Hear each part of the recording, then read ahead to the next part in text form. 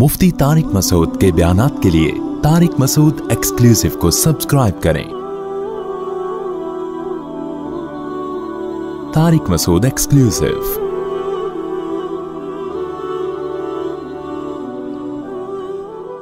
हम इस तरक्की के खिलाफ नहीं है, कहीं आप ये समझें। हम तो इसको अपने मुल्क में भी लाने की कोशिश कर रहे हैं। इस्लाम तरक्की से नहीं रोकता आपको, बल्कि जब मुसलमान दुनिया में आए तो तरक्की सिखाई मुसलमानों में। एक मलफूज में अंग्रेज का बार बार सुना, मैं इसलिए बीच बीच में ये लफ्ज दोहराता हूं कहीं मेरे बयान से रहबानियत ना फैल जाए।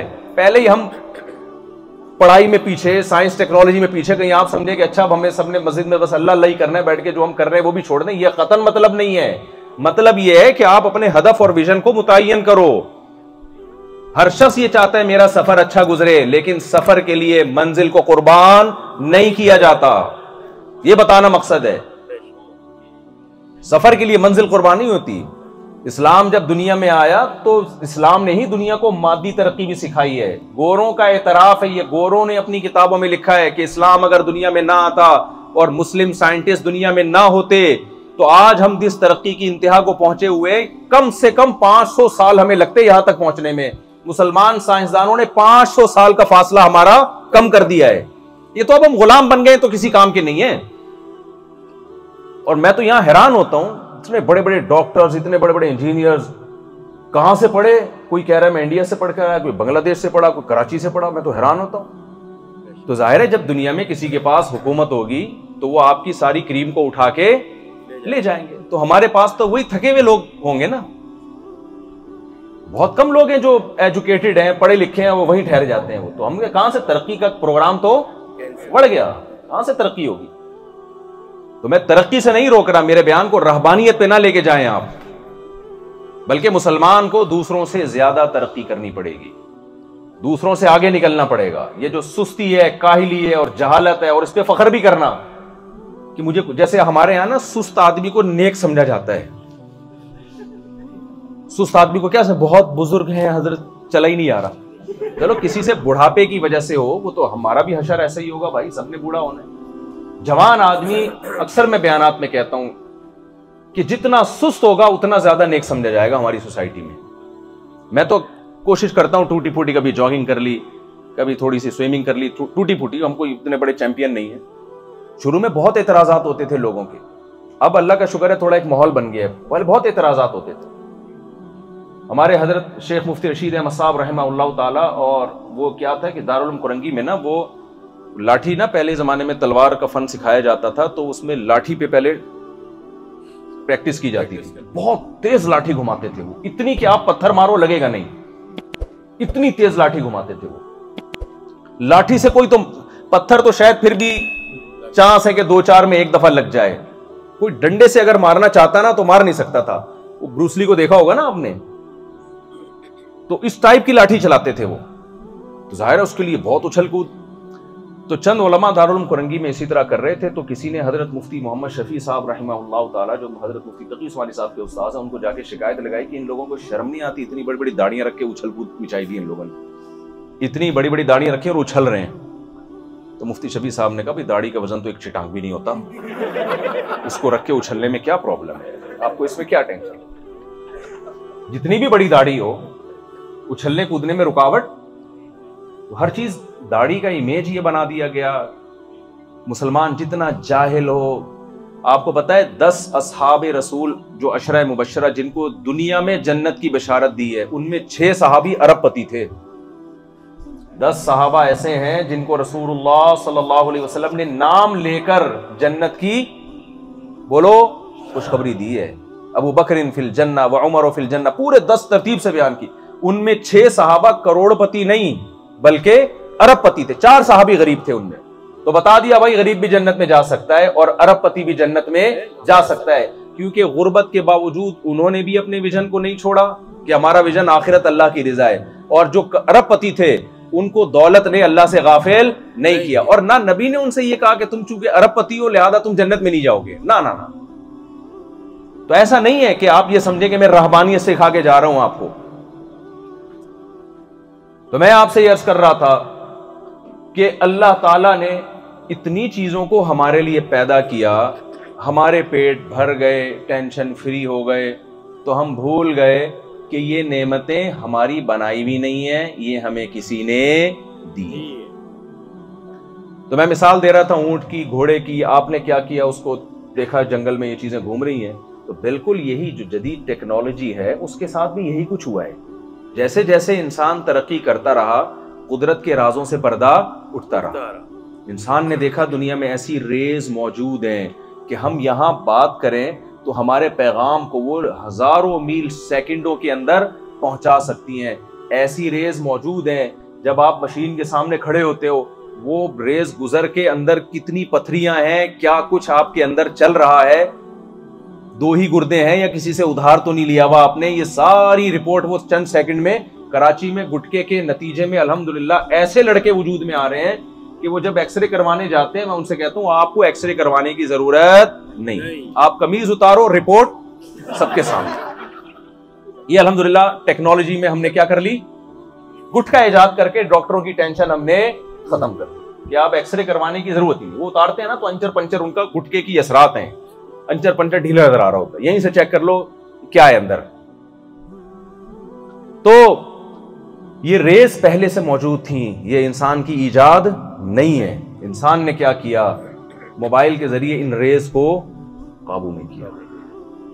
यार ये घूम रही हैं, कुछ रेज ऐसी हैं जो आप जिनको लगाम नहीं दे सकते, जैसे कुछ जंगली जानवर ऐसे हैं जिनको आप लगाम नहीं दे सकते। तो इंसान ने कहा कि भाई जैसे खुद किसी जानवर की पुश्त पे सवार होके महीनों का फासला हफ्तों में तय किया जा सकता है, ऐसे ही कुछ जानवर ऐसे घूम रहे हैं इस कायनात में जिनकी पुश्त पे अपनी आवाज को सवार करके महीनों का फासला सेकंडों में तय किया जा सकता है। तो उन रेस को इंसान ने इजाद नहीं किया, बल्कि उन रेस पर इंसान मुत्तले हुआ और उनको कंट्रोल करने का तरीका इंसान ने इजाद कर लिया।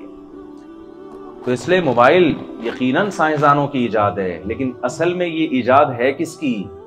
हम जो यहां से बात करते हैं ना, सेकंडों में पहुंच जाती है, खुदा के कमालात है। आदा खल्कुल्लाह, ये अल्लाह की बनाई हुई तख्लीक है। तो जब सारी चीजें अल्लाह ने पैदा की हैं तो भाई अल्लाह का हक सबसे पहले है। तो अगर आप अल्लाह को भूल गए ना कि अल्लाह क्या कह रहा है, अल्लाह कह रहे हैं ये करो वो नहीं करो, अबे भाई छोड़ो यार, लॉ को देखो। लॉ में देखो कितनी तमीज से यहाँ ड्राइविंग कर रहे होते हैं लोग। तो हैरान हो गया, जापान तो और ज्यादा तमीज वाला कंट्री है, इतनी तमीज से सब चल रहे हैं, लाइन में लगे हुए। शुरू में तो आदमी को डिप्रेशन होती है, थोड़ी सी होती है कि हो क्या रहा है। बल्कि जो नया नया आए ना उसको तो इस बात से टेंशन होती है कि टेंशन क्यों नहीं है, टेंशन क्यों नहीं। तो भाई ये सारी चीजें बनाई किसने है? अल्लाह ने बनाई। एक एक हर चीज, वो आताकुम मिन कुल्ली मा सअलतुमूहु, जिस चीज की भी तुम्हें जरूरत है उसने इस दुनिया में पैदा की हुई है तुम्हारे लिए। तो इसलिए मेरे भाई, ये जो हमारा जापान का सफर है ना, या हमारा ऑस्ट्रेलिया का सफर है, इसको आप हल्का, मेरी बात नहीं कर रहा, उलमा की बात, मेरी तो कोई हैसियत नहीं है। जो भी उलमा आया करें या कहीं से भी आए या यहीं के तैयार हों, जब वो आपसे अल्लाह की बात करें तो आपकी नजर में उसकी वैल्यू कम है, अल्लाह की नजर में उसी की वैल्यू सबसे ज्यादा है। आप उसको वैल्यू नहीं दे रहे, अल्लाह सबसे ज्यादा वैल्यू किसको दे रहा है?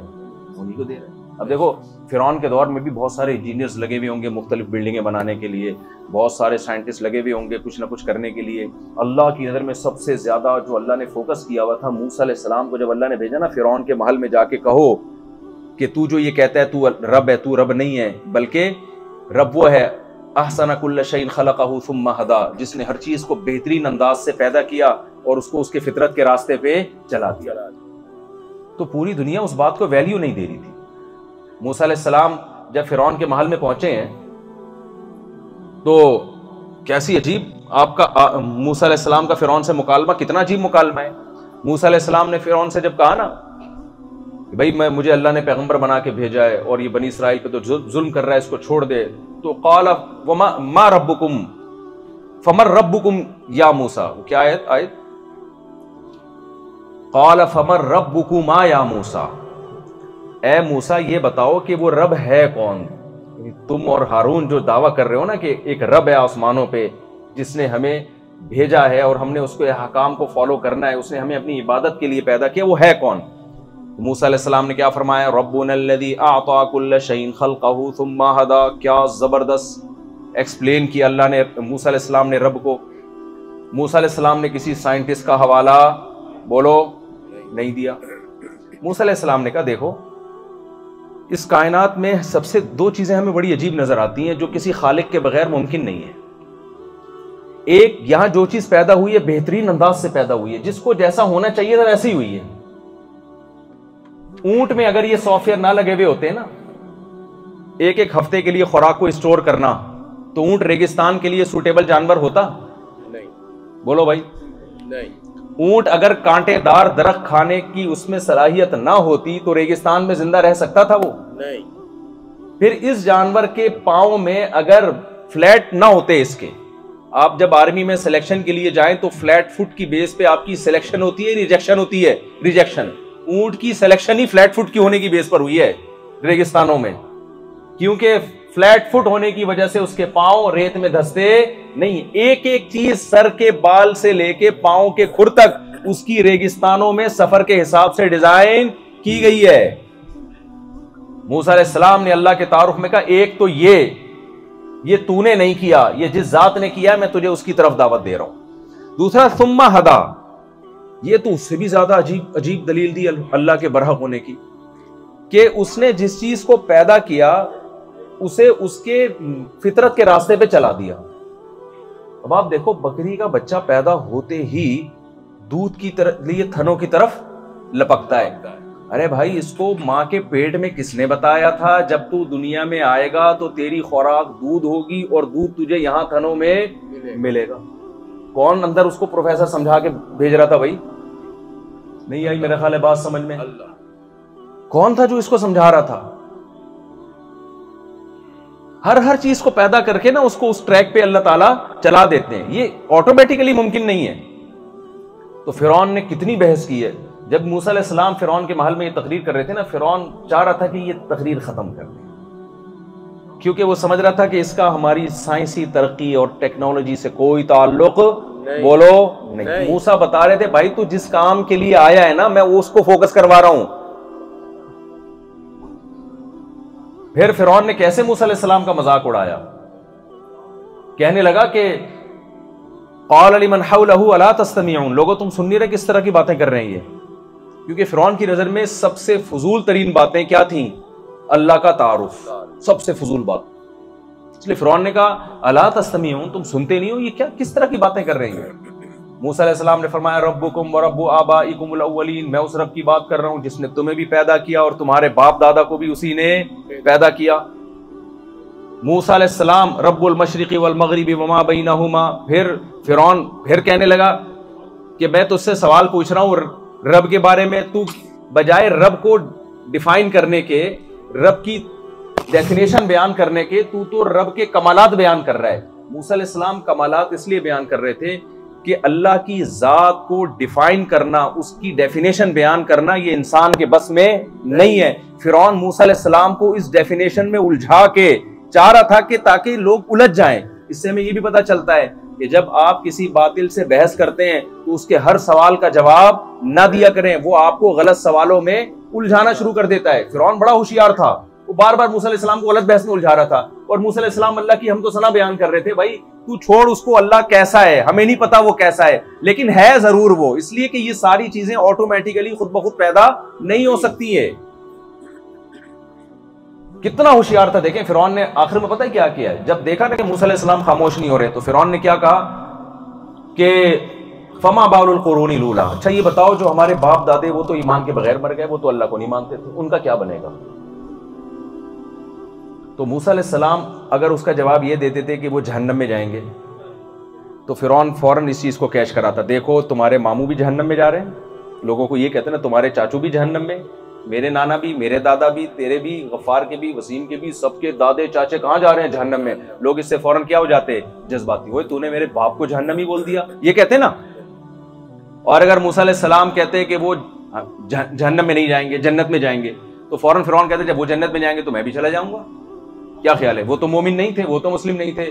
मूसा अलैहिस्सलाम क्या बात की, क़ाला फमा बालुल क़ुरूनिल ऊला, ए मूसा जो हमसे पहले लोग गुजर चुके वो तो तौहीद परस्त नहीं थे, वो तो बहुत सारे खुदा पर ईमान नहीं रखते थे, उनका क्या होगा? मूसा अलैहिस्सलाम ने फरमाया इल्मुहा इंद रब्बी फी किताब, मेरे रब को पता है क्या होगा, ठीक है ना, हमें इस बहस में पढ़ने की जरूरत नहीं है। अल्लज़ी जअल लकुमुल अर्दा महदा, मैं उसको फिर अपनी कंटिन्यू तकरीर दोबारा शुरू कर दी, मैं तो तुझे उस खुदा की तरफ दावत दे रहा हूँ जिसने जमीन को तुम्हारे लिए बिछोना बनाया। अंज़ला मिनस समाई माआ, उसने आसमान से तुम्हारे लिए पानी बरसाया। फ़अख़रजना बिही अज़वाजम मिन नबातिन शत्ता, और हमने हर तरह के नबातात उस मिट्टी, पानी और गोबर के मिलाप से तुम्हारे लिए पैदा कर दिए। ये कुरान की आयत ना बलागत की इंतहा को पहुंची हुई है।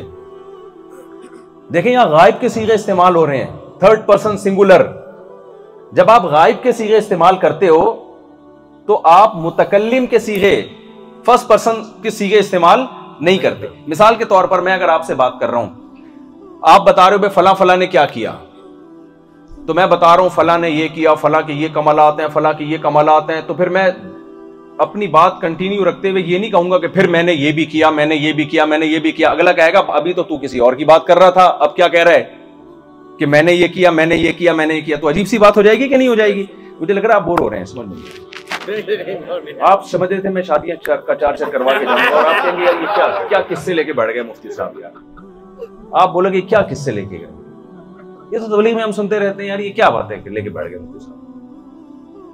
तो सवाल समझें दोबारा, मैं अगर किसी के कमालात आपके सामने बयान करूं, आप बताओ यार तू कहते हो वो फला साइंसदान बहुत अजीम आदमी है, उसने क्या क्या बनाया, तो मैं क्या कहूंगा भाई उसने ये गाड़ी बनाई, उसने ये मशीनें बनाई, उसने ये बनाई और हमने फिर ये बनाया हमने। तो अगला कहेगा ना अभी बात उसकी चल रही थी और ये हम कहां से आ गया बीच में, क्या ख्याल है?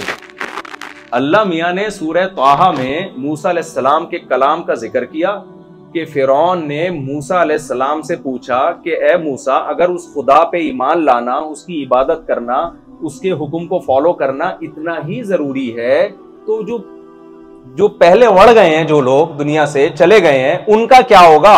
मूसा अलैहिस्सलाम ने फरमाया अल्लाह को पता है क्या होगा, और फौरन अपनी तकरीर कंटिन्यू की, अल्लज़ी जअल लकुमुल अर्दा महदन, मैं उस अल्लाह की बात कर रहा हूं जिसने जमीन को तुम्हारे लिए महद, बिछोने का मतलब रहने के लिए सूटेबल बनाया। ये मतलब है आज की जबान में इसका तर्जुमा।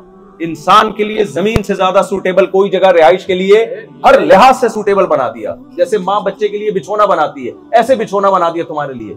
वअंज़ला मिनस समाई माआ, और फिर उस बिछोने में सिर्फ बना के छोड़ नहीं दिया, इंसान को जिंदा रहने के लिए मुख्तलिफ वक्तों में चीजें भी प्रोवाइड करता रहा। उनमें एक प्रोडक्शन अल्लाह की क्या है? आसमान से पानी बरसाया, फिर उस पानी के जब वो पानी जमीन में गया और गोबर और मिट्टी का मिलाप हुआ, तो मिलाप तो हो रहा है गोबर मिट्टी पानी का, लेकिन जो चीजें पैदा हो रही हैं वो इतनी अजीब अजीब, कड़वे करेले भी पैदा हो रहे हैं, खरबूजे पैदा हो रहे हैं, तरबूज पैदा हो रहे हैं, अनार पैदा हो रहे हैं, गंदम, खजूर, बीसियों लाखों किस्म की चीजें इसी गोबर पानी मिट्टी के मिलाप से पैदा हो रही हैं।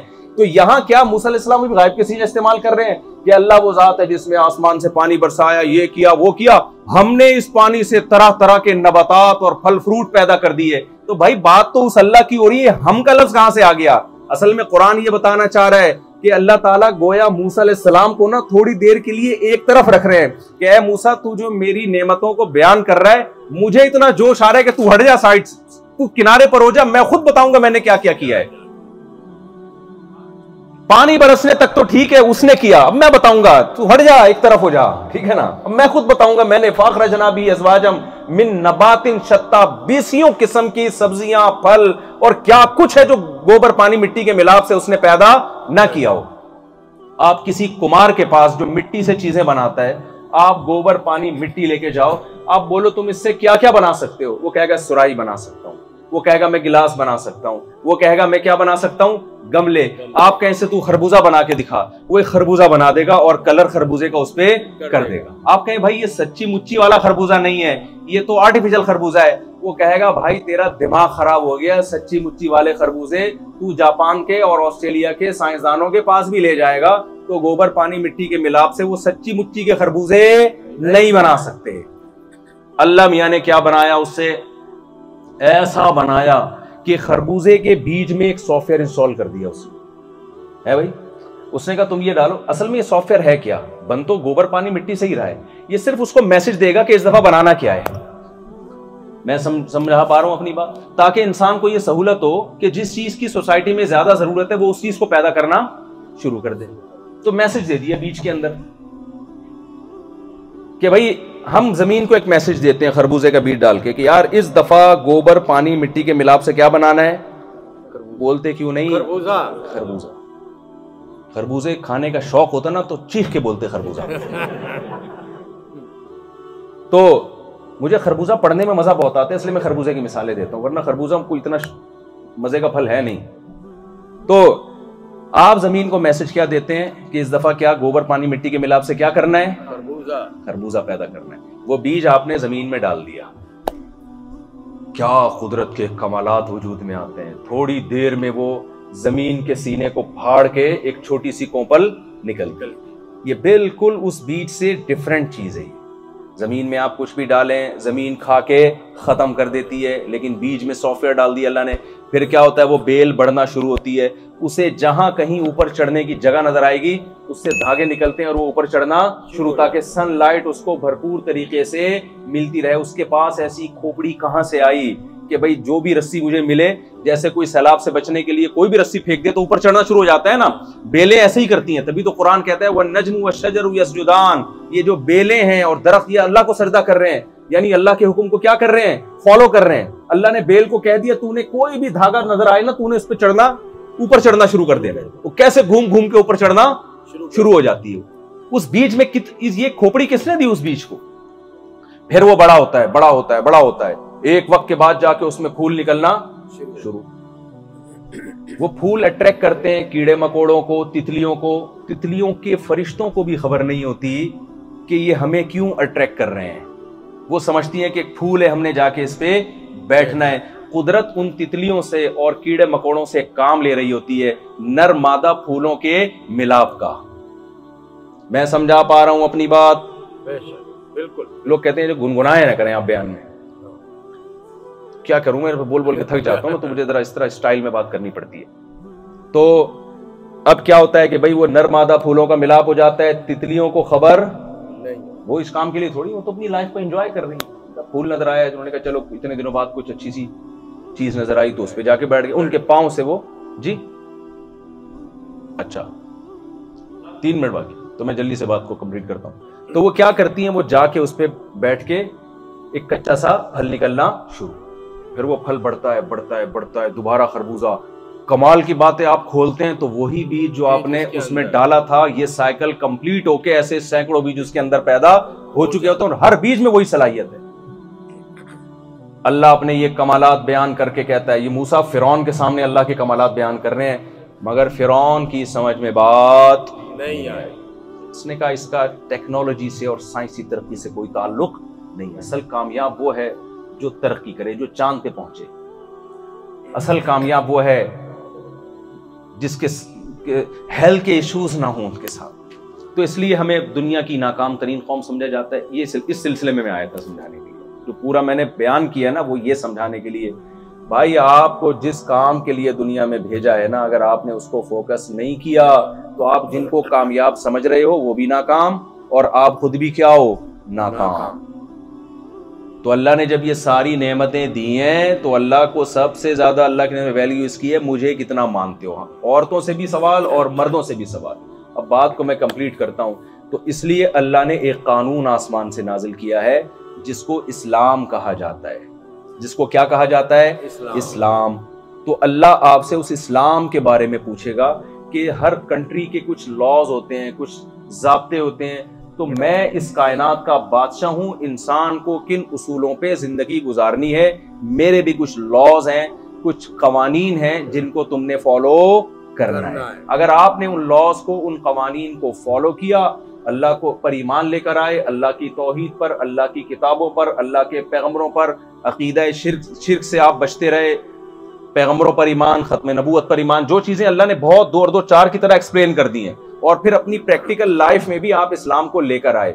औरत ने वो हुकूक का मुतालबा ना किया जो इस्लाम ने उसको नहीं दिए, उन हुकूक का मुतालबा किया जो इस्लाम ने उसको दिए। आज हमारी खवातीन जो लिबरल होती जा रही हैं, शोहरों से वो हुकूक मांग रही होती हैं जो इस्लाम ने औरत को नहीं दिए। फिर मर्द औरत पे वो हुकूक, वो जिम्मेदारियां डाल रहा होता है जो इस्लाम ने औरत पर वो जिम्मेदारियां बोलो नहीं डाली हैं। तो हुकूक की एक जंग हो रही है। हर शख्स चाहता है कि मैं अपने हुकूक लॉ एक अलग चीज है, लेकिन अल्लाह के कवानीन, अल्लाह के लॉज एक बिल्कुल अलग चीज है। मैं एक छोटी सी मिसाल देख से बात खत्म करता हूं। यूएसए से खातून का फोन आया कि मेरे शौहर मुझे डिवोर्स दे रहे हैं, मुझे उनको आधी प्रॉपर्टी मुझे देनी पड़ेगी, तो क्या शरीयत में मेरे लिए ये प्रॉपर्टी लेना जायज है? मैंने कहा भाई अल्लाह के कानून में आपके लिए प्रॉपर्टी लेना जायज नहीं। बोलो ना, अब चुप नहीं, तो है। नहीं है, अल्लाह का अपना कानून है। तो उन्होंने कहा मैं नहीं लूंगी, मुझे सिर्फ उतना चाहिए जितना अल्लाह ने मुझे दिया है। तो मुझे हैरानगी हो रही थी, इतनी नेक खातून को इसका मियां तलाक दे रहा है, तो कितना बेवकूफ आदमी है ना, इतनी बड़ी जायदाद छोड़ रही है वो। ऐसे ही कुछ जिम्मेदारी अल्लाह ने किस पे डाल दी है? आदमियों पे डाल दी है।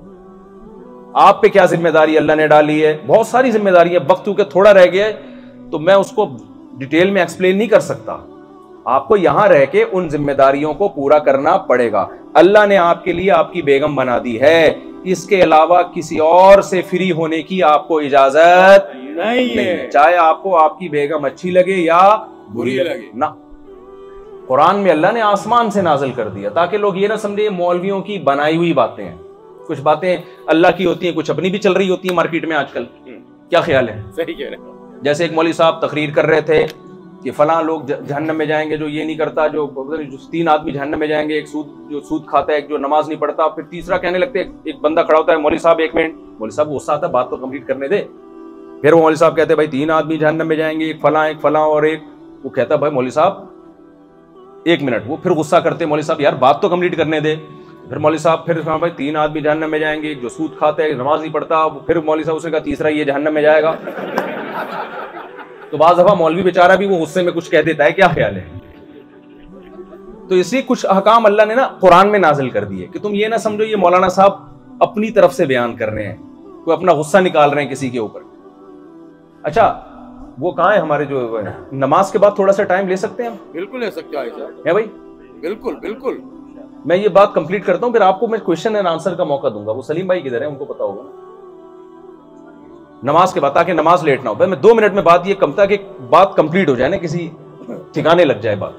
तो मेरे भाई कुछ चीजें ऐसी हैं जो अल्लाह ने मुझे और आपको ऑर्डर की हैं, तो उनमें आपको यहां रहकर अपनी बेगम के अलावा किसी और से फ्री होने की इजाजत नहीं है। फ्री होना है तो गफ्फार भाई से हो जाना, सत्तार भाई से हो जाना, आरिफ भाई से हो जाना, समझते हो?